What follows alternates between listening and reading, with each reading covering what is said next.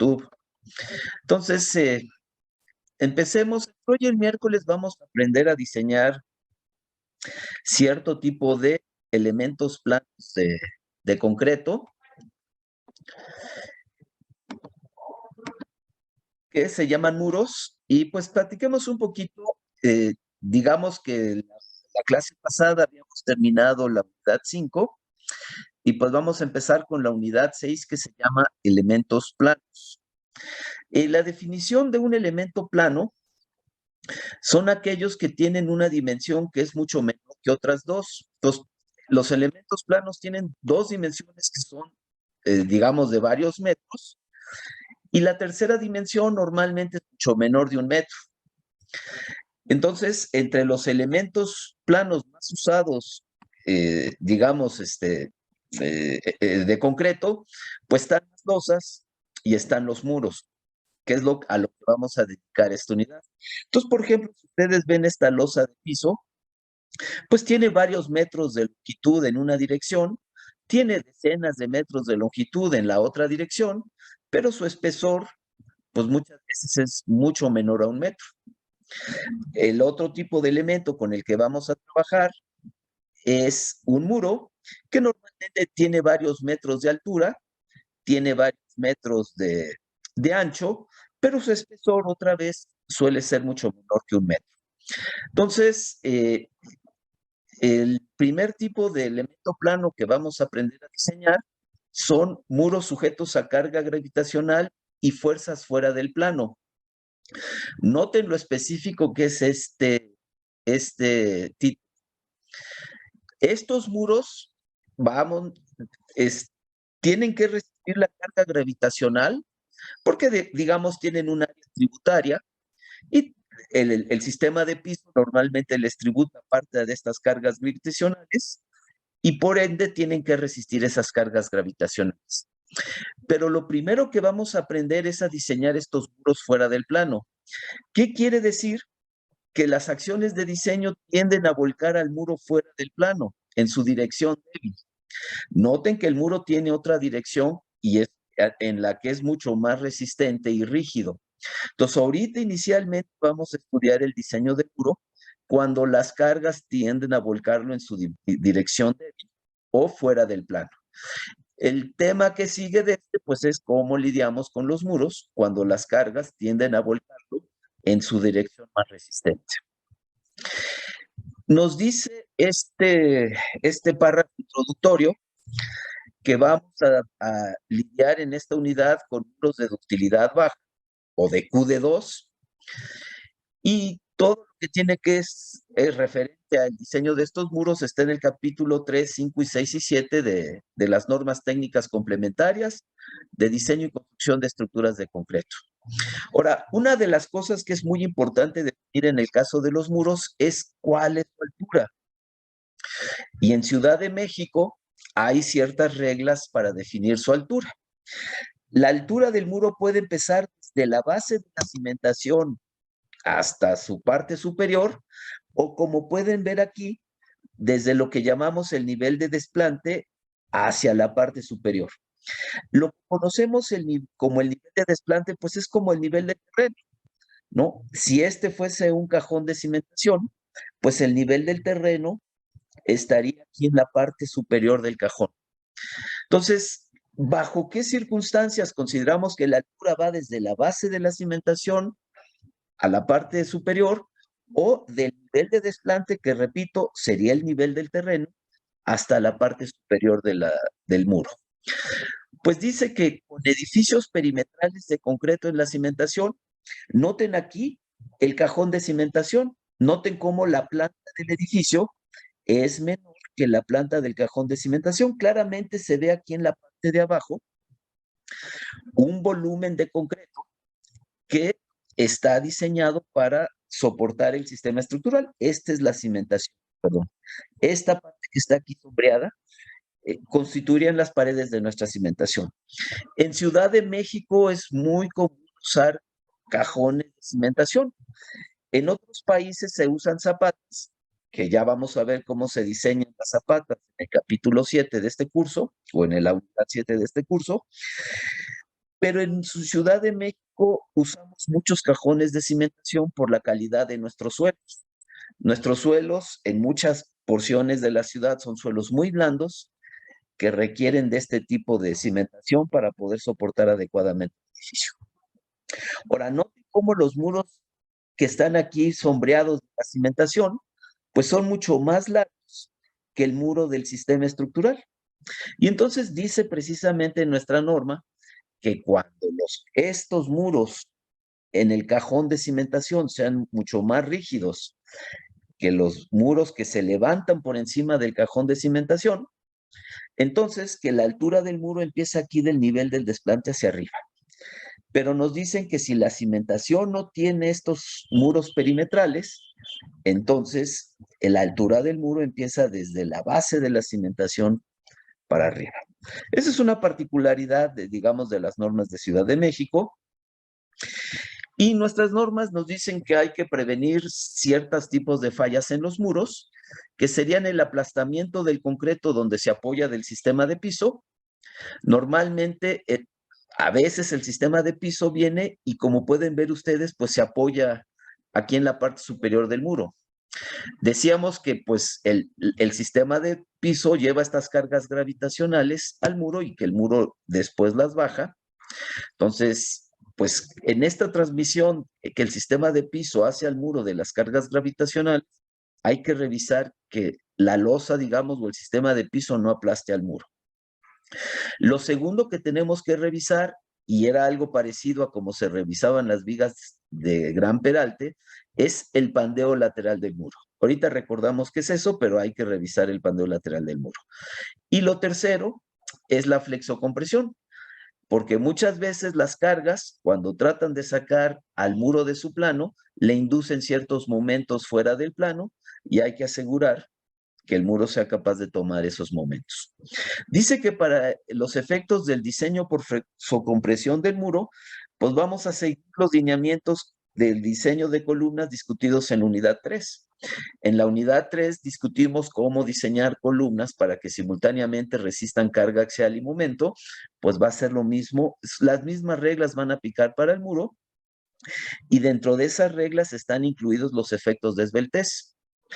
Muchas veces los efectos de esbeltez no rigen el diseño de las columnas porque las columnas no son tan esbeltas, pero estos muros sí tienen una dirección muy débil, digamos, sí son muy esbeltos en una dirección. Entonces, en el caso de estos muros, sí hay que considerar los efectos de esbeltez porque casi siempre pintan. Bueno, entonces, estas son las, digamos, figuras ilustran el tipo de fallas que puede tener mi muro. Como decimos, yo, por ejemplo, aquí está pintado con esta línea punteada azul, el eje centroidal del muro, y muchas veces las cargas gravitacionales que recibe el muro, pues tienen una excentricidad. Esto produce un momento fuera del plano del muro que tiende a volcar al muro. Y entonces el muro tiene que tener suficiente resistencia en flexocompresión para que simultáneamente resista esta fuerza axial y este momento. La otra cosa que decíamos, había que evitar el aplastamiento del muro aquí en la parte superior, donde la losa o el sistema de piso transmite la carga axial al muro. Y lo tercero que tenemos que revisar es dar suficiente espesor al muro para que cuando le apliquemos la carga axial no sufra el pandeo lateral, que ya habíamos platicado en el caso de una viga de gran peralte. Digamos, el fenómeno aquí sería totalmente equivalente. Espérenme tantito porque se me fue la... Bueno, entonces, también puede ser que la carga que baja el sistema de piso al muro, o sea, el sistema de piso trae la carga gravitacional y se la baja al muro. Depende de cómo esté estructurado nuestro sistema de piso, puede ser que esa carga pase de forma distribuida o puede ser que la carga pase de forma concentrada, como sería el caso si usásemos, por ejemplo, una ménsula. Entonces es posible que cuando nuestro sistema de piso le traiga la carga al muro, la baje de manera concentrada. Y lo que dice es que cuando eso suceda, vamos a tener que establecer un ancho tributario de muro para repartir esta carga. Entonces, los esfuerzos, digamos, de compresión que genera esta carga, no los vamos a considerar concentrados en un punto, sino los vamos a distribuir en una área. Y dice acá que esa área se calcula como el espesor del muro por una longitud que está aquí pintada, es esta, digamos, esta es como la porción del muro que recibe o que debe resistir la carga axial. Y la longitud, el espesor está aquí dado por T y la longitud de esta área sería igual al área de contacto más 4 veces el espesor del muro. Pero dice que no mayor que la distancia centro a centro entre cargas. Digamos que este espesor que está pintado aquí entre rojo, que sería el área tributaria de muro que recibe esta carga axial, imagínense que por alguna razón fuese de 1 metro. Pero si las cargas P que está recibiendo el muro están espaciadas, digamos, a cada 60 centímetros, pues no sé si ven que hay que respetar la distancia entre las cargas, que si la distancia entre las cargas es más chiquita que el 1 metro, entonces, pues, esta longitud, el área tributaria, pues, máximo podría valer 60 centímetros. Entonces, ¿de qué tamaño sea esta porción roja del muro que resiste la carga? No solo depende de sumar la longitud de contacto más 4 veces el espesor del muro, sino también de respetar la separación de las cargas, de tal manera que cada carga tenga un ancho tributario de muro que pueda resistir sus efectos. Dice además que es común que el muro reciba el apoyo lateral de una losa o diafragma de piso. O sea, es normal que, digamos, haya un sistema de piso y que el sistema de piso de alguna manera esté apoyado en el muro. Entonces, eso hace que el muro tenga soporte lateral y de alguna manera se controle el pandeo local del muro. Pero dice que tal como lo hablamos también en el caso de las vigas de gran veralte, que procuremos que nuestro muro, el alto del muro entre el espesor del muro no exceda de 25, que este cociente no exceda de 25. Y dice que nuestras normas no nos imponen este requisito, pero que realmente sería bueno que aunque las normas no lo digan, que siempre procuremos que este cociente no rebase de 25. Y además, aunque dice otra vez que las normas no especifican un mínimo valor del espesor, también se sugiere que por lo menos sea de 10 centímetros. Entonces, este espesor, aunque la norma no imponga condiciones de mínimos, sería muy, digamos, muy recomendable que por lo menos fuese de 10 centímetros y que también satisfaciera simultáneamente que este cociente no rebase de 25. Digamos que el diseño por flexocompresión de este tipo de muros suele tomar en cuenta 2 casos. Lo que llamamos un diseño simplificado por temperatura y un diseño en donde tenemos que revisar al muro como columna, revisar que el muro tenga suficiente capacidad de flexocompresión, que incluye estimar los efectos de esbeltez. Entonces, cuando un muro como este se puede diseñar con el diseño simplificado, que es muy sencillo, o cuando un muro tiene que diseñarse como columna revisando su capacidad de flexocompresión. Bueno, nuestras normas dicen que se tienen que cumplir 2 cosas para hacer el diseño simplificado. Lo primero nos pide, si este fuese el espesor del muro T, que dividamos ese espesor en tercios. O sea, aquí habría T tercios, acá habría otro T tercios y acá habría otro T tercios. Esta línea central indica el eje centroidal del muro. Noten entonces que si este es T tercios y dividimos o pasamos el eje centroidal justo a la mitad, pues de aquí a acá hay T sextos y de acá a acá hay T sextos. Bueno, lo primero que nos dice la norma es que la carga axial tiene que caer en este tercio medio. Y lo segundo nos dice que la carga axial no debe rebasar 0.3 F'C AG. AG sería el área gruesa, el área total de la porción tributaria del muro que tiene que resistir esta carga axial. Entonces, digamos que si la carga P no se aleja más de T sextos del eje centroidal del muro y no excede de esta cantidad, entonces podemos hacer el diseño simplificado. Pero con que no se cumpla una de estas dos condiciones, entonces tendríamos que hacer el diseño por flexocompresión. Perdón. ¿A qué se refiere este diseño simplificado? Dice que el diseño simplificado consiste en proporcionarle al muro lo que llamamos el acero mínimo por cambios volumétricos. A este le hemos llamado de otra forma en las unidades anteriores, pero ahora vamos a ser ya un poquito más formales. En las unidades anteriores le llamábamos el acero para controlar el agrietamiento. En realidad, el acero para controlar el agrietamiento, nuestras normas no le llaman así, le llaman el acero mínimo por cambios volumétricos. Y el entendido de nuestra norma es que cuando hay cambios volumétricos, por ejemplo, un cambio de temperatura en que el elemento incremente su longitud o al contrario, reduzca su longitud, esas son las circunstancias que van dando lugar al agrietamiento de nuestros elementos de concreto reforzado. Entonces, la forma formal en que nuestras normas les llaman a ese acero que le ponemos a nuestros elementos de concreto para controlar sus agrietamientos, nuestra norma le llama el acero mínimo por cambios volumétricos. Repito, bajo el entendido que son esos cambios volumétricos los que producen el agrietamiento en nuestros elementos estructurales de concreto. Entonces dice que este acero se tiene que poner, a ver, déjenme que, oye, ¿por qué es? Este acero se tiene que poner en direcciones en que las dimensiones de los elementos estructurales de concreto reforzado sean mayores que 1.5 metros.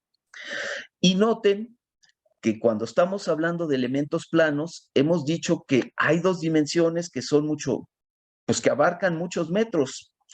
Entonces, hay dos dimensiones del muro, tanto su alto como su ancho, que van a ser mayores de 1.5 metros. Quiere decir que este acero hay que ponerlo en dos direcciones, en una dirección paralelo a su alto y en una dirección paralelo a su ancho. Entonces, en realidad estaríamos creando una red de acero volumétrico.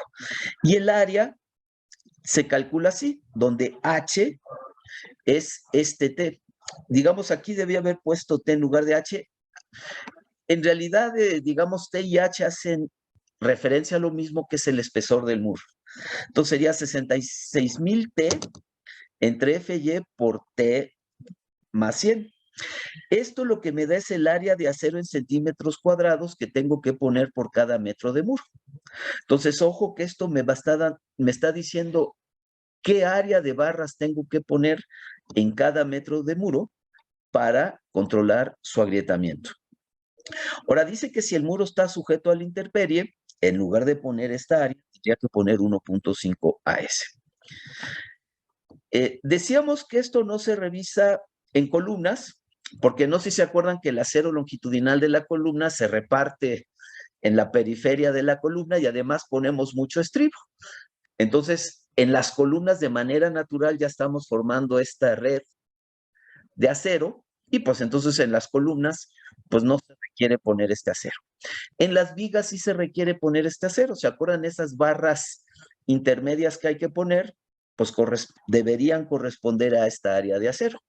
En la otra dirección están los estribos. Y entonces en la otra dirección, pues no hay que poner este refuerzo porque los estribos juegan el papel de controlar el agrietamiento. Es en la dirección longitudinal, entre el lecho superior y el lecho inferior, que hay que poner este acero.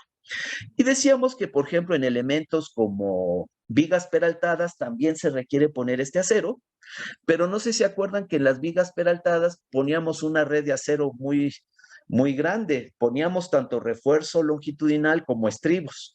Y entonces normalmente ese acero que ponemos tanto en corte como en flexión en las vigas peraltadas, pues ya satisface esto y no se necesita revisar. Pero en nuestros muros, pues sí, esto sí rige y entonces por eso estamos introduciendo este tema aquí.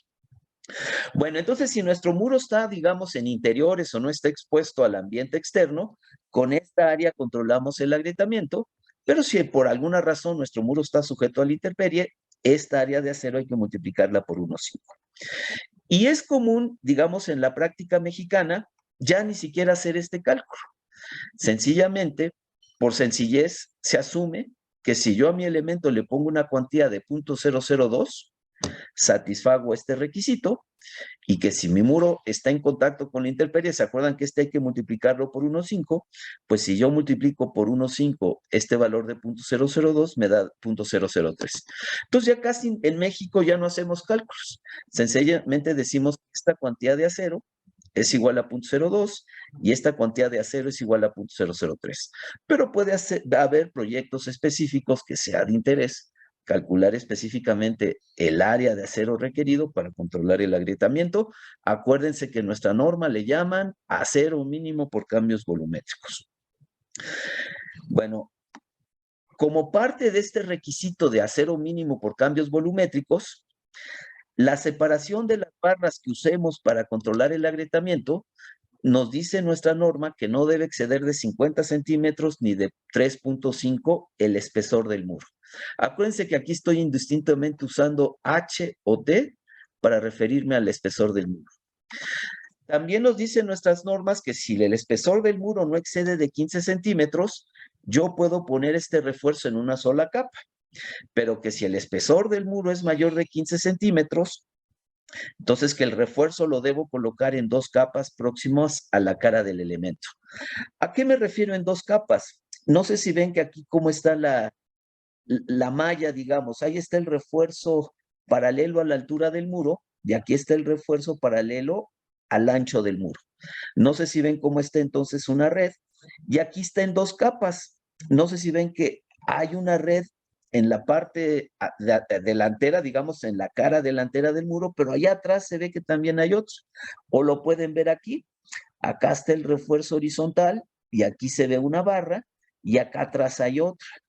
Y estas bolitas que se ven aquí sería el refuerzo longitudinal.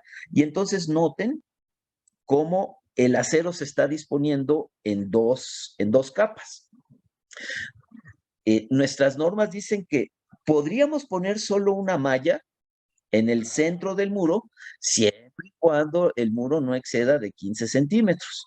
Pero dice que si se excede de 15 centímetros, entonces tenemos que poner el acero, este acero, que es del que estamos hablando, en las dos, digamos, en las 2 caras del muro. Y dicen nuestras normas que a veces es posible prescindir del refuerzo por cambios volumétricos desde el punto cuando desde el punto de vista de resistencia y aspecto se justifique no poner este acero. Pero eso nunca sucede en los proyectos de la vida real. Siempre ponemos ese acero porque si se acuerdan, empezamos a decir al principio del curso que siempre que usamos concreto, siempre tenemos que lidiar con agrietamiento. Y en México eso nos pasa todo el tiempo y entonces es muy difícil que podamos justificar no usar este acero por cambios volumétricos. Ahora, en eso consiste el diseño simplificado. ¿Se acuerdan que se tienen que cumplir 2 condiciones que están indicadas aquí? Y entonces el diseño solo se limita a poner el acero por cambios volumétricos. Pero dijimos que si la carga se sale del tercio medio o la carga excede de 0.3 F'(AG), entonces hay que hacer un diseño por flexocompresión y dijimos que ese diseño se hace de acuerdo como se explicó en la unidad 3. Eso quiere decir diseñar el refuerzo vertical del muro y el refuerzo horizontal se sigue diseñando por cambios volumétricos. Entonces, cuando hagamos el diseño por flexocompresión, el acero vertical lo vamos a diseñar conforme hablamos en la unidad 3 y el diseño horizontal normalmente lo vamos a diseñar por cambios volumétricos. Y finalmente, dicen nuestras normas que hay que evitar el pandeo de este refuerzo vertical. Si se acuerdan, en el caso de las columnas, había que controlar el pandeo del refuerzo longitudinal. Vendría siendo el refuerzo vertical, vendría siendo el refuerzo longitudinal del muro. Y se acuerdan que en el caso de las columnas había que restringir ese acero contra pandeo, pues en el caso de este muro, si lo estamos diseñando en flexocompresión, pues también hay que diseñar hay que también restringir el pandeo del refuerzo vertical. Y eso se hace con el refuerzo horizontal y como se ve excepcionalmente, Si la carga vertical del muro es muy, muy grande, entonces también hay que usar grapas. Para lo que vamos a ver en este curso, pues nunca se van a necesitar las grapas. Entonces, normalmente con el refuerzo horizontal vamos a tener más que suficiente para restringir el pandeo del refuerzo vertical. Bueno, hagamos dos ejemplos y solo tengamos en cuenta que estos ejemplos 6.1 y 6.2 van a ser importantes porque nos van a ayudar a entender cómo diseñar los muros de nuestro proyecto final. Si se acuerdan, ya aprendimos a diseñar ménsulas y dijimos que para el proyecto final ustedes van a tener que, digamos, buscar entre proveedores de México, de España, quienes les vendan, o sea, van a tener que conseguir el catálogo de un fabricante de vigas fabricadas. Y entonces estas vigas, alguien nos las va a poner ya fabricadas en obra. Y nosotros vamos a colar los muros junto con sus ménsulas. Entonces, las vigas prefabricadas ya están diseñadas. Ustedes las van a escoger de un catálogo y ya más adelante vamos a platicar de cómo se escogen. Pero digamos que el catálogo es muy claro y los fabricantes son muy claros en cómo escoger las vigas del catálogo. Entonces, ustedes van a sacar estas vigas de un catálogo y las van a apoyar sobre una serie de ménsulas que ya aprendimos a diseñar. Pero noten que estas ménsulas van a estar soportadas por unos muros y entonces los dos ejemplos que vamos a platicar a continuación, pues tienen que ver cómo van a diseñar estos muros para cerrar el sistema estructural que van a diseñar para el proyecto final. Entonces, el primero dice que vamos a diseñar de acuerdo con los requisitos de nuestras normas un muro de concreto reforzado. Aquí está el muro, no sé si ven que tiene 4 o 5 metros de alto. Y tiene que soportar un sistema de piso de vigas T precoladas. Estas nos las venden un fabricante de vigas. Hay prefabricadores, tanto México como en España, y ellos nos dan estos catálogos y de los catálogos es que sacamos las dimensiones. Entonces noten que nuestras vigas precoladas tienen 2.50, son como grandes vigas T y el patín de la viga precolada tiene 2.50 metros y la base de la viga precolada tiene 20 centímetros o 0.2 metros. Entonces, claramente, pues si yo compro varias de estas, las voy a poner una al lado de la otra. Y noten entonces que cada una de estas bases se van a estar espaciadas a 2.50 metros. Si yo pongo una viga gemela a este lado, pues esta base el centroide de esta viga se va a estar espaciada 2.50 metros con respecto al centroide de la viga de lado. Y así yo voy a poner muchas una al lado de la otra para cubrir todo el largo del muro y poder cubrir, digamos, este espacio que está delimitado por el muro. Entonces, ojo que las vigas T, por sus mismas dimensiones, tienen que estar espaciadas a 2.5 metros. Por cierto, arriba de las vigas T se cuela una pequeña capa de concreto que se llama firme, y ya luego platicamos de ella, pero digamos no van así nada más puestas una al lado de la otra, sino que se cierra, hay un cierre en la parte superior al colar una pequeña capa de concreto en la parte superior de las vigas T de unos 3, 4, 5 centímetros, dependiendo de las necesidades del proyecto. Vamos a considerar un F'C de 300 kilogramos por centímetros cuadrados para el muro, y el refuerzo que vamos a usar es de 4.200 kilogramos. Y dice que el muro tiene restricción lateral en su porte superior. No sé si ven que aquí estoy idealizando el muro. Esta línea negra que está aquí continua estaría representando el centroide, el eje centroidal de mi muro. Noten que aquí está soportado sobre una zapata. Como parte del proyecto final van a tener que diseñar las zapatas de sus muros y ya platicaremos cómo se hace ese diseño, pero vamos a suponer que la condición de apoyo que le da la zapata al muro fuese como apoyo restringido, y noten que esta restricción al desplazamiento lateral del muro pues se la estaría dando el sistema de piso. Entonces, así se vería en la realidad nuestro muro. Con fines de diseñarlo, así lo estaríamos idealizando matemáticamente. Dice además el problema que la carga vertical que le baja el sistema de piso a su parte tributaria de muro, serían 12.5 toneladas de carga muerta y 6 toneladas de carga viva. Noten que dice además que las cargas ya incluyen factores de carga, ¿no? Entonces, ahí están las cargas que bajan y vamos a diseñar el muro para que soporte estas cargas que le baja este sistema de piso prefabricado. Entonces, ahí están los datos. El muro tiene restricción lateral en su parte superior. Y se acuerdan que esto no es normativo.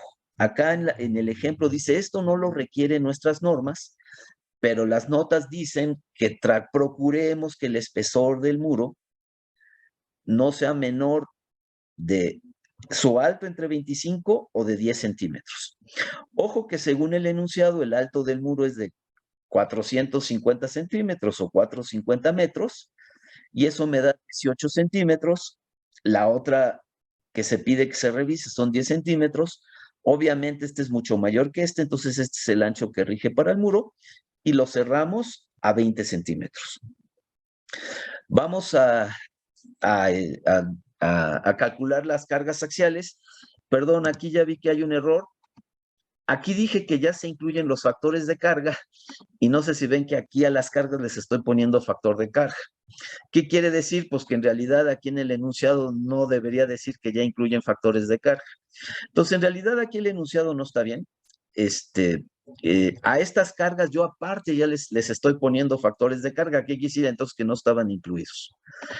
Acuérdense que mis ejercicios los hice ya hace tiempo, y entonces que los factores de carga son los factores viejitos, pero pues nada más sería cuestión de considerar los factores de carga actuales de las normas y usarlos. Pero digamos, eso no le quita que el ejemplo esté bien hecho, nada más que habría que actualizar el uso de los factores de carga. Lo primero que vamos a hacer es revisar el aplastamiento. Y si se acuerdan, nosotros revisamos el aplastamiento en nuestras ménsulas. Y entonces, pues esta es la misma fórmula que ya habíamos platicado antes.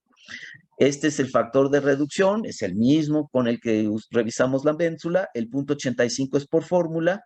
El F'C, otra vez, perdón, aquí hay otro error, porque acá dice que el F'C es de 300 y yo le puse de 250 aquí, perdón, entonces aquí debería decir 300. ¿Y quién me dice qué son el 16 y el 20? Dice que son el área de contacto entre el sistema de piso y el muro, pero ¿quién me dice de dónde están saliendo este 16 y este 20? Este 20, ¿quién sería? El espesor de las vigas, ¿verdad? Es el espesor del muro, porque noten que sería este 20. Entonces noten que este sistema de piso pues se apoya en estos 20. Pero y entonces este 16, ¿quién es? Y miren lo que dice esta figura, a ver si queda suficientemente claro. ¿Qué sería ese 16?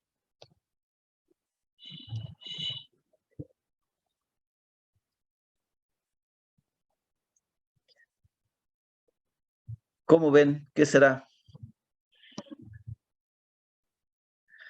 Bueno, lo que ese 16 toma en cuenta es que aunque nos digan que la viga es cuadradita, casi siempre están redondeados esta porción y esta porción de nuestras vigas prefabricadas. O sea, si viésemos la foto de una viga prefabricada, pues esto no está en una esquina perfecta aquí de 90 grados, sino que aquí están redondeadas esta esquina y esta esquina. Entonces, casi siempre cuando nos venden nuestra viga prefabricada, repito, esta parte está redondeada, esta parte está redondeada, entonces no los 20 centímetros cuadrados están en contacto con el muro. Este sería como el alma de la viga prefabricada, y esta es la parte superior del muro. Entonces, aunque la base de la viga sea de 20, dice aquí, normalmente le reducimos 2 centímetros de cada lado para tomar en cuenta que estas esquinas redondeadas pues no van a estar en contacto con el muro. Y entonces a este 20 le quito 2 centímetros de acá y le quito 2 centímetros de acá, y me quedan entonces estos 16. No sé si eso quedó claro, pero bueno, se hace la cuenta y entonces me sale que la carga máxima que puede pasar del alma del muro a la parte superior del alma de la viga prefabricada a la parte superior del muro son 44.2 toneladas y en realidad estamos pasando 25.9. Entonces, noten que pasamos por aplastamiento. Ahora, repito, este debería ser 300, entonces este debería ser un número más grande y de todas maneras estaríamos pasando por agrietamiento. ¿Se acuerdan que hay dos posibles métodos para diseñar el muro? Uno es el simplificado y en el otro tendríamos que revisar la flexocompresión. ¿Quién se acuerda? ¿Cuáles son las dos condiciones que tenemos que revisar para ver si usamos el método simplificado o no?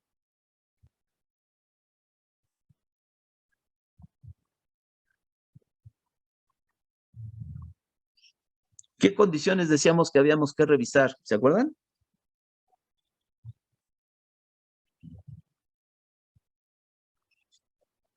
A ver, no los estoy escuchando y no sé si es la computadora o no,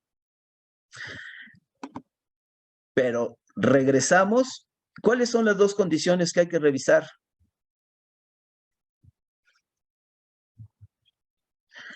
Que la carga no exceda de este número y que la carga caiga en el tercio medio. Entonces, ¿se acuerdan? Y esto lo vimos también en el ejemplo de ménsulas, que cuando nosotros pasamos la viga, la carga de un sistema de piso a un apoyo, siempre suponemos una distribución triangular. Lo vimos en el caso de la ménsula. Esta distribución triangular, pues, tiene su centroide a 2/3. Y entonces, si usamos digamos, la suposición general que normalmente hacemos, estaríamos suponiendo que en el contacto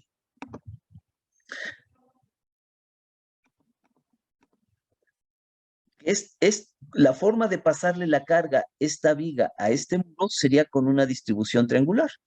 Por definición, el centroide de esa distribución triangular estaría a 2/3 y no sé si ven que 2/3 caería justo en la frontera del tercio medio.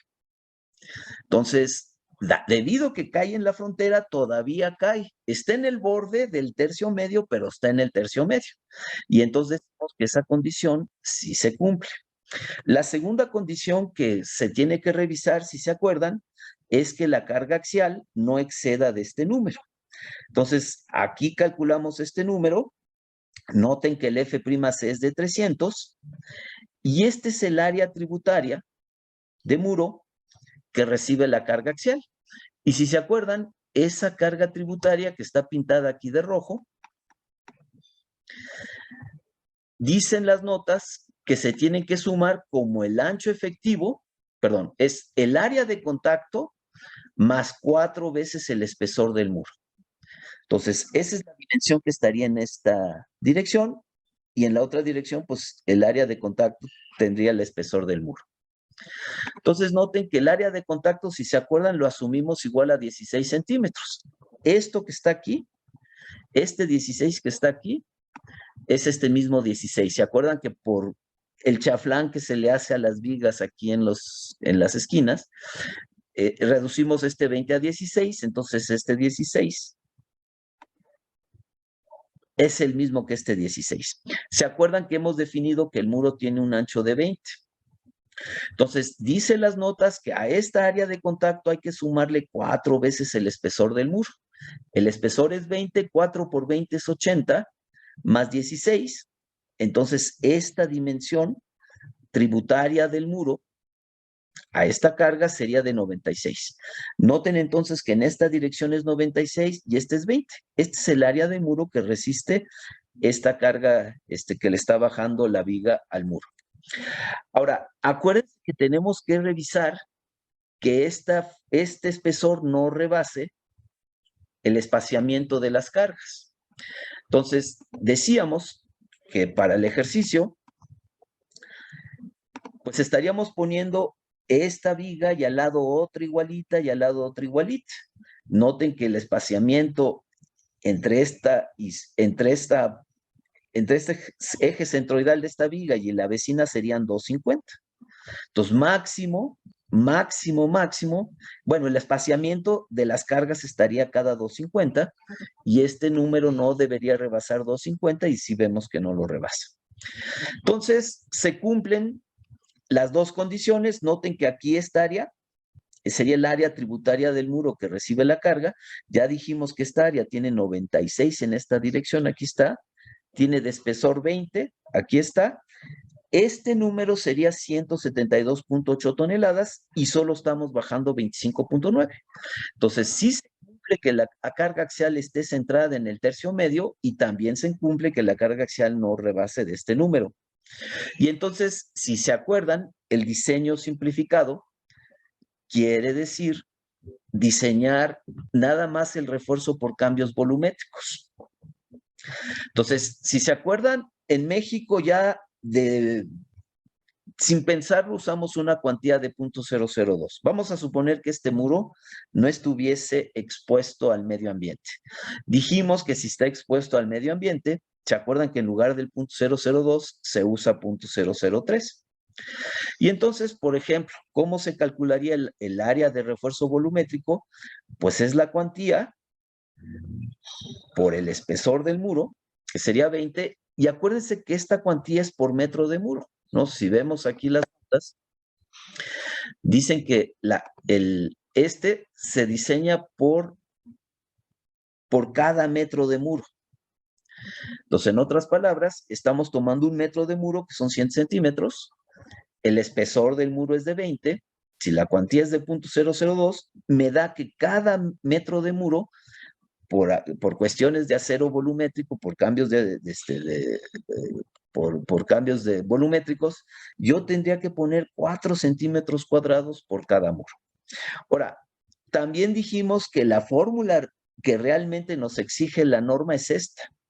Dijimos que esto es una práctica común dentro del medio mexicano, y entonces sería muy normal que un ingeniero mexicano hiciese este cálculo así de sencillo. Pero la metodología de la norma, dijimos que en realidad lo que nos pide es esta fórmula. Siendo H el espesor del muro, que acuérdense que para nuestro ejercicio vale 20.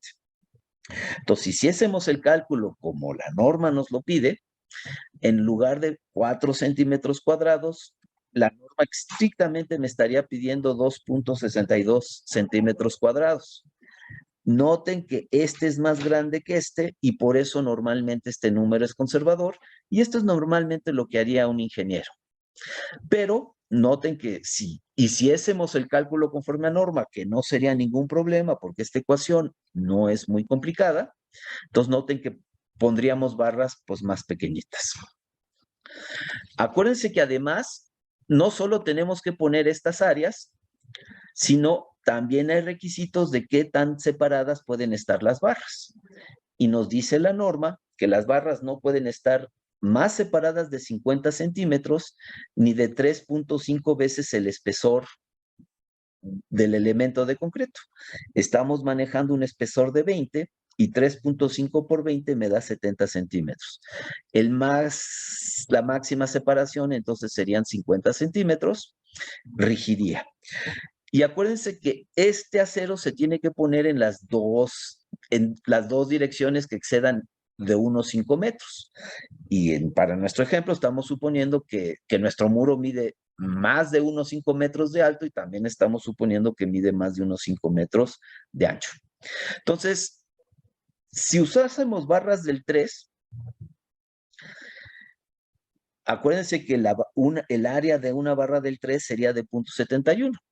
Y pusiésemos 4 barras del 3 en cada metro, yo tendría 2.84 centímetros cuadrados, que satisface el requisito de la norma, pero no satisface lo que normalmente haría un ingeniero mexicano. Entonces, si calculásemos de forma formal el acero por cambios volumétricos, con 4 barras del 3, noten que 2.84 que tendríamos es mayor que este 2.62. Y entonces tendríamos que poner 4 barras del 3 a cada metro de muro, tanto en lo ancho como en lo alto. A ver, ¿cómo podríamos acomodar 4 barras del 3. Noten que aquí está 1 metro de muro. Acuérdense que el espesor del muro es de 20 centímetros.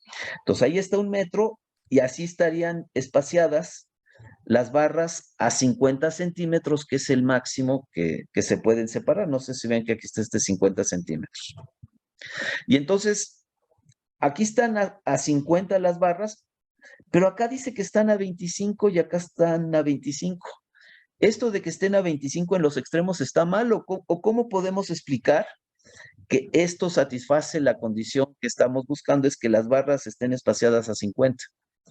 ¿Quién me dice que están bien estos 25 o no? Sí, Para cubrir el metro, ¿no? ¿Están de acuerdo que sí están bien? Porque al lado de este metro hay otro metro igualito.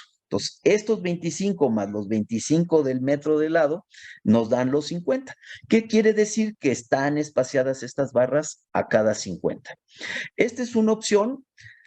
Noten que están espaciadas. Tengo 2 mallas, ¿están de acuerdo? Una muy cercana a la cara de arriba y una muy cercana a la cara de abajo. ¿Por qué? Porque las normas exigen usar 2 mallas cuando el espesor del muro sea mayor a 15 centímetros, que es el caso. Ahora, noten que aquí puse barras del 4 y aquí dice que con barras del 3 alcanzaría. Estas barras del 4 responden a estos 4 centímetros cuadrados. Noten que con barras del 3 de 2,84 no alcanzaría para cubrir lo que normalmente haría un ingeniero mexicano, que es usar 4 centímetros cuadrados. Entonces, para cubrir los 4 centímetros cuadrados, en realidad se necesitan 4 barras del 4. Para cubrir los 2,62 que requiere la norma, serían suficientes con barras del 3. Obviamente las barras del 3 pues son mucho más baratas que las barras del 4 y entonces lo que les estoy tratando de comunicar con este ejemplo es que más vale hacer esta cuenta, porque si hubiésemos hecho esta cuenta, el muro requeriría refuerzo en sus 2 direcciones, tanto en lo ancho como en lo alto, 4 barras del 3 en 2 mallas espaciadas a 50 centímetros. Entonces, si hacemos los cálculos como Dios manda, esta sería una barra del 3. Pero si hacemos lo que los mexicanos normalmente hacemos, entonces necesitamos barras del 4. Ahora, también debo comentarles que una forma que se usa mucho en México es acomodar las barras en lo que se llama 3 bolillo. No sé si ven que tanto aquí son 4 barras del 4 como aquí son barras del 4, pero no sé si ven que aquí van desfasadas. O sea, esta barra, en lugar de alinearla con esta, se pone en medio de estas 2. A eso le llamamos 3 bolillo, y de las 2 formas está correcto, pero en México se recurre mucho a usar el 3 bolillo. Ahora, noten que en la figura que yo les puse en las notas, no se usó 3 bolillo. O sea, estas barras están perfectamente alineadas y normalmente se alinean así cuando se requiera usar grapas. Si uso 3 bolillo, no sé si ven que la grapa no la puedo poner. Entonces, normalmente cuando tengo que amarrar mejor el muro, pues es mejor alinearlas perfectamente. Entonces, tanto se vale así como se vale así, y pues ya depende mucho de las preferencias del ingeniero, pero cada esto se tiene que repartir a cada metro de muro, tanto a lo largo como a lo alto. Bueno, con esto terminamos el ejemplo 6.1, que es el método simplificado para diseñar los muros y que no sirve en el caso de su proyecto porque ustedes van a estar recibiendo la carga en una ménsula. Entonces noten que la carga pues no va a estar aplicada en el tercio central del muro, sino que va a producir un momento y entonces se requiere el segundo método de diseño de los muros que aquí llamamos el método de flexocompresión, ¿no? Sería este. Entonces, antes de empezar el ejemplo 6.2, ¿alguna duda del ejemplo 6.1?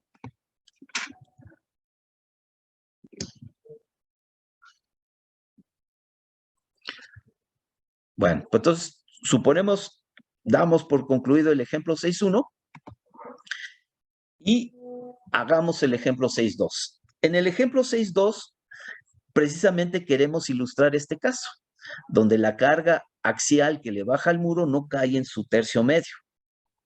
Y entonces noten cómo en el ejemplo 2, pues se parece mucho a lo que ustedes tienen que hacer en el proyecto final. Traen un sistema de piso prefabricado, pero el muro recibe la carga en una ménsula. Eso provoca un momento con respecto al eje centroidal del muro que hay que tomar en cuenta. Entonces leamos el enunciado del ejercicio 6.2. Dice que diseñemos de acuerdo a las normas de Ciudad de México un muro de concreto reforzado que sostenga el sistema de piso, pero ahora en lugar de usar vigas TES, vamos a usar vigas doble TES. Es muy común que los prefabricadores, por eficiencia, en lugar de fabricar las TES sencillas, fabriquen vigas doble TES. Y entonces, para el ejercicio vamos a considerar que las vigas dobles TES miden 2.4 metros o sea, el patín total de las dos vigas dobles TES combinada es una sola, pues, mide 2.4 metros, que el espesor de cada alma, de cada una de las dos TES, mide 20 centímetros, y vamos a suponer además que el centroide de esta alma está a 1,20 del centroide de esta alma. Bueno, entonces así sería nuestra viga doble T, pero digamos,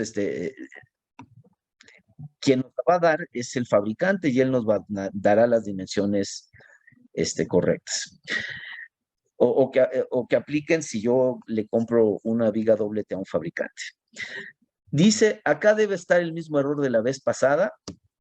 Acá el enunciado dice que las cargas ya incluyen factores de carga, pero seguramente en el ejercicio vamos a aplicar factores de carga. ¿Qué quiere decir? Pues que en realidad no incluyen los factores de carga. Dice que las vigas doble T están espaciadas a 2.4 metros. ¿Qué quiere decir? Pues acá pongo una viga doble T, al lado otra, y entonces pues cada viga doble T abarca 2.4 metros de muro. Acuérdense que encima se cuela un firme. Y tienen 12 metros de claro. ¿Qué quiere decir? Que de la parte inicial de la viga hasta donde termina la viga hay 12 metros. O sea, la viga tiene 12 metros de largo, vamos a decirlo así. Y dice que se apoyan en su totalidad en el muro y que consideramos F'C de 250 y Fy de 4200. Y entonces que hay que diseñar el muro y que además ahora consideremos el peso propio del muro. Noten que acá en este primer ejercicio no consideramos el peso propio del muro, nada más la carga que el sistema de piso le estaba aplicando en la parte superior.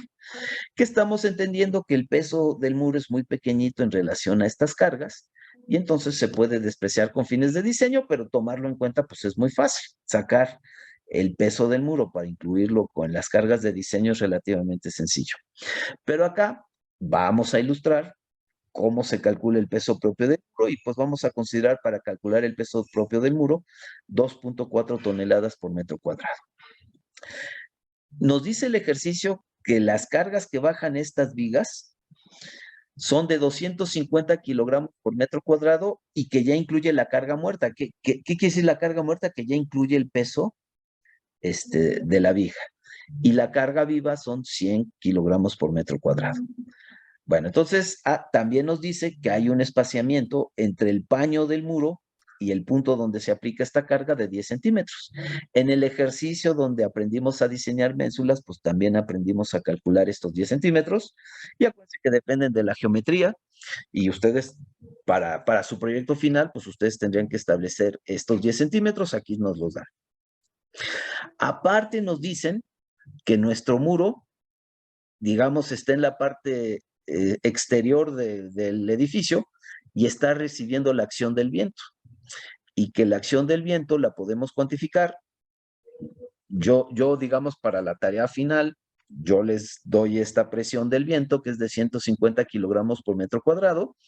Acuérdense que esto se enseña en el curso de diseño estructural. Se enseña a calcular las presiones de viento. Entonces tendríamos que conectar lo que se habla en diseño estructural de cómo se calcula esta presión del viento, pero en este curso yo les voy a dar la presión del viento, nada más tienen que estar muy conscientes de que pues hay hay una forma de calcular esta presión y que ustedes ya la han estudiado en un curso anterior. Bueno, aquí están las propiedades de los materiales, pues vayamos a diseñar nuestro muro. F'C de 250 Fy, noten que el muro dice que tiene restricción lateral en su parte superior.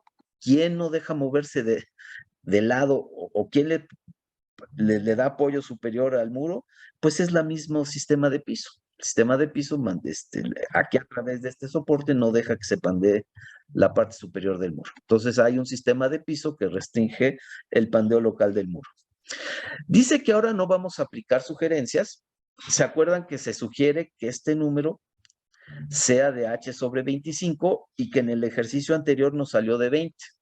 Entonces aquí, acuérdense que nuestras normas no exigen que el ancho del muro sea por lo menos la altura del muro entre 25. Entonces aquí vamos a empezar con un ancho de 15, pero yo les sugiero que usen el alto entre 25, que sería para nuestro muro 450 entre 25.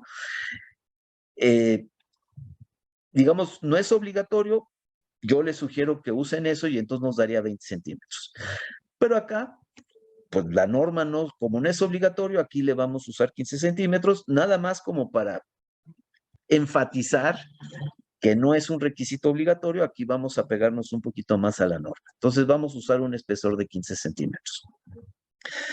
Dice que tenemos que calcular la excentricidad con respecto al eje centroidal del muro, porque queremos sacar la distancia que hay entre esta carga y el eje centroidal del muro. ¿Para qué? Pues para ver qué tanto momentos produce esta carga con respecto al eje centroidal del muro. Entonces, ¿cómo se saca esta distancia? No sé si ven que es la mitad del espesor del muro más estos 10 centímetros. Esa sería la distancia que hay entre acá y el eje centroidal del muro. Entonces, el espesor del muro lo estamos proponiendo de 15, la mitad son 7,5, más los 10 centímetros que hay del paño del muro a la carga, me dan 17,5. Entonces, de la flecha roja al eje centroidal del muro hay 17,5 centímetros. ¿Se acuerdan el ancho efectivo? Es el espesor del área de contacto, y ya me dirán, no, pero me dirán ustedes, no, es que hay 20. Pero ya dijimos que a este 20 hay que quitarle 2 centímetros de un lado y 2 centímetros de la otra esquina, porque las esquinas están redondeadas. Entonces, al 20 le quitamos 2 y 2, nos da 16 y estos son 16. Pero ¿se acuerdan que el área tributaria de muro es este 16 más 4 veces el espesor del muro? El espesor del muro es de 15, por 4 es 60, 60 más 16 es 76. Y entonces, el área tributaria de muro que recibe esta carga es de 76 centímetros. Pero acuérdense que cada una de estas almas está espaciada y que hay una carga concentrada en cada una de estas almas. Si estos son 240 metros y este espaciamiento es de unos 20 metros, si se imaginan esta que está aquí al lado, verán que cada una de estas estaría espaciado a 1,20. Y entonces nada más hay que revisar que este 76 no rebase sobre 1,20 y no lo rebase. Entonces rige el 76. Este es el ancho efectivo de muro que tiene que resistir esta carga axial y el momento que esta carga axial genera, más los momentos que genera el viento. Noten que las dos acciones de diseño lo que tratan de hacer es volcar al muro fuera de su plano. Volcar al muro en su dirección débil. Entonces, vamos a calcular aquí pues, las cargas que tiene que bajar nuestro muro. Dice que esta es la carga muerta que le baja la viga. Noten que la viga baja 250 kilogramos por metro cuadrado, pero hay que sacar el área tributaria para multiplicar esta carga por una serie de metros cuadrados que me permita sacar cuánto vale esta fuerza en toneladas. Yo no quiero la fuerza por metro cuadrado, sino yo la quiero ya no por unidad de área, sino ya la fuerza total. Entonces, noten que va a haber una métrica para recibir cada una de estas almas. va a haber una ménsula para recibir esta alma, otra ménsula, y yo lo que quiero saber es cuánta fuerza baja en cada ménsula. Entonces, ¿esta por qué área la tengo que multiplicar? Para saber cuánto vale la fuerza que baja en cada ménsula. ¿Quién me dice? De estos 240 metros que están aquí, ¿cuánto le tocan a esta ménsula? 1.20. ¿Ok? ¿Y de largo cuánto? ¿Cuánto mide esta viga de largo en total? Según el enunciado, ¿cuánto mide en total esa viga? 12. ¿Cuánto? 12. 12 metros. ¿Y de esos 12 metros cuánto le toca a mi ménsula? ¿Los 12 metros? 6. 6, exacto. Bueno, entonces noten que ahí está el ancho de 1.20 que me dijo su compañero, y acá está el ancho de 6. Me dijo, de los 12 metros, 6 le tocan a mi ménsula, porque del otro lado de la viga va a haber otra ménsula que se lleva la mitad. Entonces, ahí está en el 6 por 1.20 que me acabas de mencionar. Este es un área en metros cuadrados y está multiplicado por 250 kilogramos. Entonces, haciendo la cuenta y ajustando las unidades, me sale que a mi ménsula recibe 1.8 toneladas. Pero esas 1.8 toneladas de carga muerta, noten que las estoy recibiendo acá y que yo quiero pasar esta fuerza al centroide del muro. Necesito multiplicar por la distancia que separa la fuerza, que ya la calculamos, ¿se acuerdan que es de 0.175? Y entonces me sale que el momento es de 0.32 toneladas metro. Y ustedes me dirán, pues es que es un momento muy chiquito. Bueno, es chiquito, pero acuérdense que el muro es muy esbelto. Entonces el muro no tiene mucha capacidad de inflexión fuera de su plano. Entonces, pues bueno, ese es el momento. Pero esto es nada más por carga muerta. Noten que también tengo que hacer exactamente lo mismo, pero por carga viva. Y me dice que en lugar de usar 250, el número que tengo que usar para la carga viva es 100. Entonces, si se fijan, esta cuenta es la misma que arriba, pero en lugar de usar los 250 de carga muerta, uso los 100 de carga viva, me da 0.72, multiplico el 0.72 por la distancia para calcular el momento y me da 0.13. Bueno, ya tengo entonces las acciones sobre el muro que le baja el sistema de piso y ahora quiero calcular las acciones sobre el muro producto de su peso propio.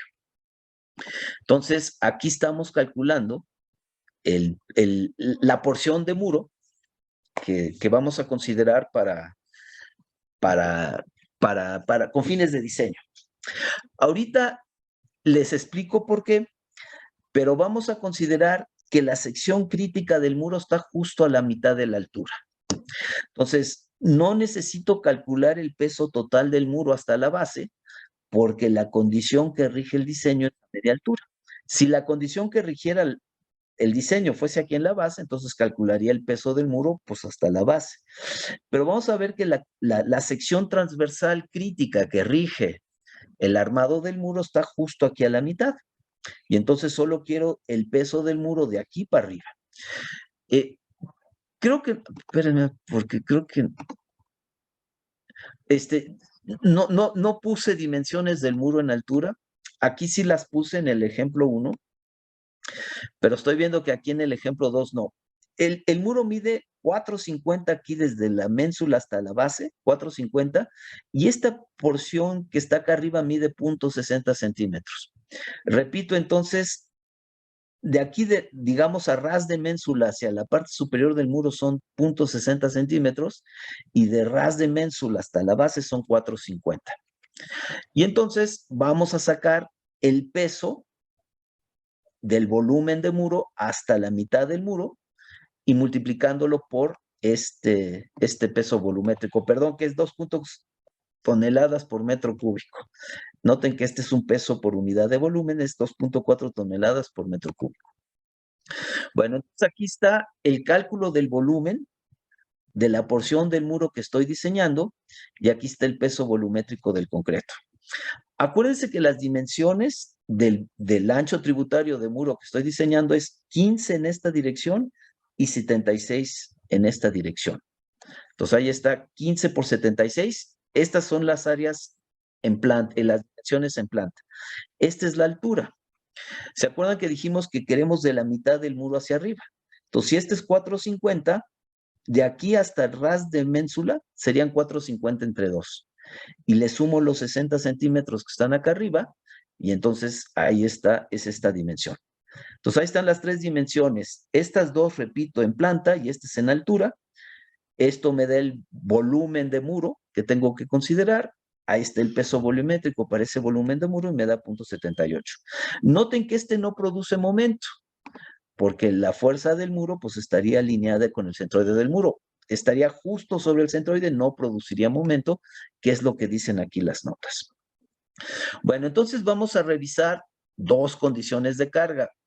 Estos factores de carga están anticuados, ya no me quiero echar todo el rollo. Digamos que toda la metodología vale, nada más que hay que actualizar estos factores de carga. Ya para el proyecto final, pues discutimos con mucho cuidado qué factores de carga se van a usar, nos ponemos de acuerdo, lo ponemos como parte del enunciado, pero acá se está usando un factor de carga de 1,4 para revisar la combinación de carga muerta más carga viva, y se está usando un factor de 1 para revisar carga muerta más carga viva más viento. Acuérdense que estas tres tipos de carga son todas diferentes. Si se acuerdan de su curso de diseño estructural, la carga muerta, ¿qué tipo de carga es? ¿Cómo le llamamos a ese tipo de carga?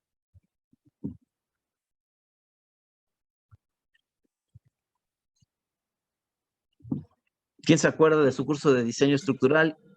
¿Cómo? ¿No es carga gravitacional? Es carga gravitacional, pero está ahí de forma temporal, o cómo le llaman a la carga gravitacional? Es una carga que siempre está. ¿Cuál es el nombre formal con que nuestras normas le llaman a esas cargas que siempre están presentes? Cargas permanentes. Exacto. Esta es una carga permanente. ¿Y la carga viva eh, cómo le llama a nuestra norma? Carga viva máxima.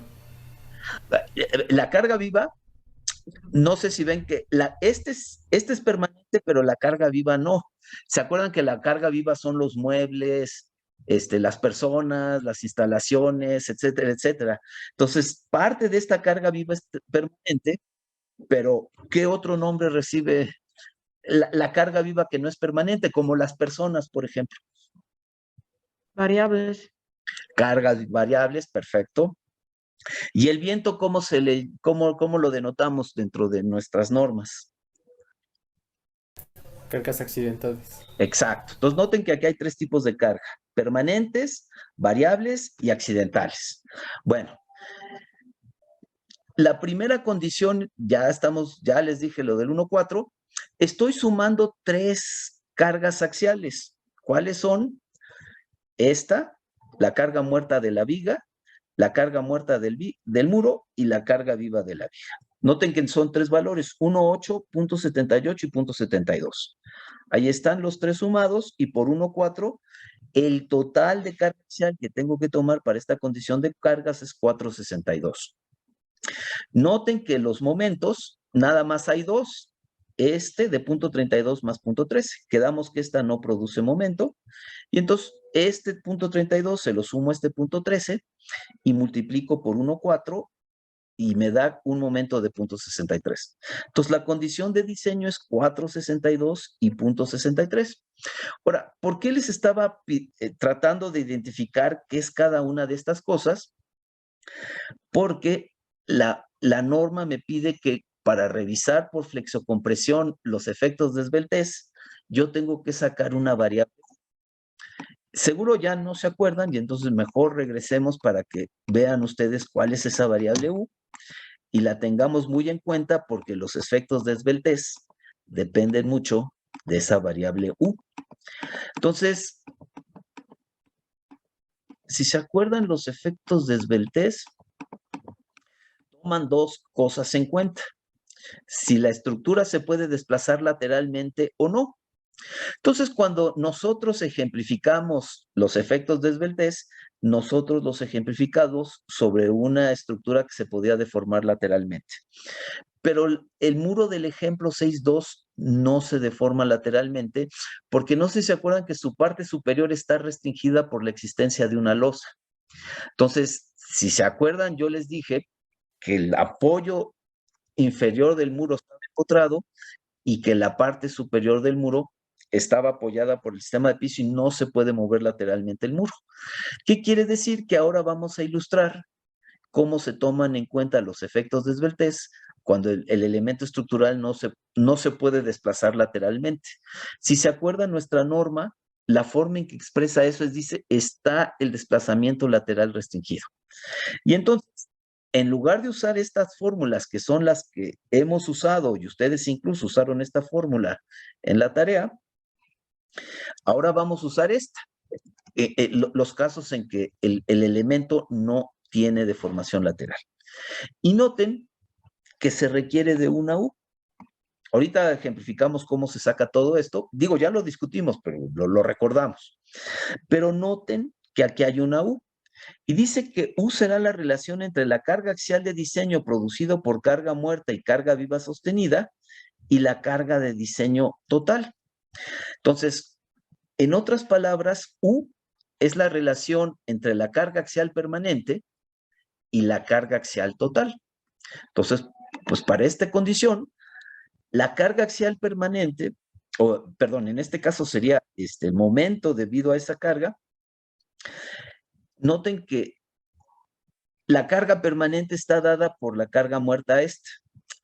Esta no es una carga permanente. Como se dijo, esta es una carga variable y noten cómo la carga permanente nada más es 0.32 y la carga total es este 0.32 más este 0.13. Entonces ahí está el momento debido a carga permanente, que es de 0.32, y aquí está la carga total, que es la suma de todos los momentos, y entonces esta U para esta condición de carga vale 0.71. Vamos a revisar además la condición de carga muerta, carga viva y viento, porque acuérdense que nuestras normas piden que se revise esta condición y se pide que también se tome una condición con carga accidental. Entonces, aquí la carga accidental es de viento, estoy usando un factor de 1,1 y estoy tratando de entender cómo sería la carga de muro que yo tendría que usar, o cómo considerar la carga de viento para tomarla en cuenta aquí. Esta ya la tengo y esta ya la tengo. ¿A qué me refiero que estas dos ya están calculadas? Aquí están. Pero ahora lo que tengo que es añadir el efecto de la carga accidental, que sería, ¿se acuerdan que el viento en este ejercicio empuja con 150 kilogramos por metro cuadrado? Son estas flechas que están aquí, que están pintadas en verde, y quedamos que eso se aprende en diseño estructural, pero que acá yo les voy a dar esa presión, entendiendo que ustedes la sabrían calcular. Entonces, aquí está 150 kilogramos por metro cuadrado. Entonces, ya calculamos las cargas axiales y los momentos que producen estas fuerzas que están aquí en rojo, pero ahora hay que pensar en qué vamos a hacer con estas cargas que están aquí en verde. Noten que les decía que el muro tiene su desplazamiento lateral restringido. Dice el ejercicio que el sistema de piso restringe el desplazamiento lateral del muro, y por eso es que tenemos que revisar los efectos de esbeltez como si el extremo superior del muro estuviese restringido. Entonces, noten que esto está por metro cuadrado. Para poder yo estimar los momentos, yo tengo que multiplicar por un ancho de tal manera que esta carga me quede como kilogramos por metro, y yo pueda sacar los momentos. Entonces, noten que el muro estaría, digamos, aquí lo tengo de 4.5 hasta aquí, hasta la parte superior de la ménsula, pero se acuerdan que tiene 0.76 de ancho. Entonces, para poder ver la viga con una carga distribuida, para poder ver el pedazo de muro que estoy diseñando como una viga con una carga distribuida, 150 lo tengo que multiplicar por este ancho de 0.76. No sé si ven que entonces esta carga me va a quedar como kilogramos por metro. Y ya entonces la voy a poder trabajar como una viga, como una carga distribuida. Noten que estoy haciendo una cosa, un poquito rara, pero ahorita les explico por qué. Noten que este apoyo sí se puede considerar como un apoyo articulado, pero acá tenemos un apoyo, fijo. Y noten que yo acá les estoy poniendo como si estuviese articulado en la base y estuviese articulado en la parte superior. Y además, este pedacito de 60 centímetros, o sea, en otras palabras, estoy suponiendo para calcular el momento por viento, el momento máximo por viento, estoy suponiendo que aquí está articulado mi muro y me estoy comiendo este pedacito de 60 centímetros que está de aquí para arriba. Noten que aquí les puse punteado ese pedacito de 60 centímetros. Entonces, este apoyo sí está bien considerarlo articulado, es muy razonable, pero si se acuerdan, esta sería la base del muro. Y este apoyo en realidad, las condiciones me estarían pidiendo que lo modelara como empotrado. Y sin embargo, lo estoy considerando simple. Entonces les preguntaría, ¿qué lógica habría que si este apoyo está articulado, por qué lo pongo como simple y por qué me comería la parte, ese pedacito superior de muro, estos 60 centímetros? Noten que aquí me los estoy comiendo. ¿Cuál sería la razón de hacer eso? ¿A quién se le podría ocurrir? Para que el muro tome la flexión. Para que se maximice el momento positivo del muro. Es una forma conservadora de hacer que el momento de diseño del muro sea lo más grande posible. No es lo que se apega a la realidad, pero me maximiza el momento positivo. Es más fácil de hacerlo, me maximiza el momento positivo, entonces voy a trabajar con un momento mayor al que yo estimaría si hubiera considerado que acá está empotrado y que existiese esa parte del muro. A ver, no sé si le suene raro, pero si yo considerara esta parte en voladizo y le pusiera esta carga distribuida aquí hasta la parte superior del muro, el momento máximo positivo se haría más chico. Entonces, si yo quito esta porción del muro de acá, maximizo el momento al centro del claro. Y entonces por eso estoy quitando esta parte para maximizar el momento positivo al centro del claro. Lo mismo pasa cuando cambio de un apoyo empotrado a un apoyo simple. Maximizo el momento máximo al centro del claro. Y entonces estas dos decisiones, aunque no se apegan estrictamente a la realidad, me maximizan el momento de diseño y me aseguran hacer un diseño conservador del muro y a la parte que me está simplificando los cálculos. Entonces noten que si la viga estuviese apoyada aquí y apoyada acá y usásemos una carga distribuida W, el momento máximo de diseño se daría al centro del claro, que sería WL²/8. Y esto conecta con lo que habíamos dicho antes, que la carga axial del muro yo la iba a calcular a media altura. ¿Por qué la estoy calculando la carga axial a media altura? Porque estoy haciendo que aquí se maximice el momento de diseño del muro. Y ustedes dirán, pero ¿y por qué no me voy aquí a la base y uso el momento que habría en la base más toda la carga vertical? Pues la condición crítica estaría dada por esta. Al muro le cuesta mucho más trabajo resistir el momento que resistir el axial. Y entonces, la forma en que más puedo castigar este muro es sacando el momento y sacando el axial a media altura, bajo el entendido de que considerásemos esto.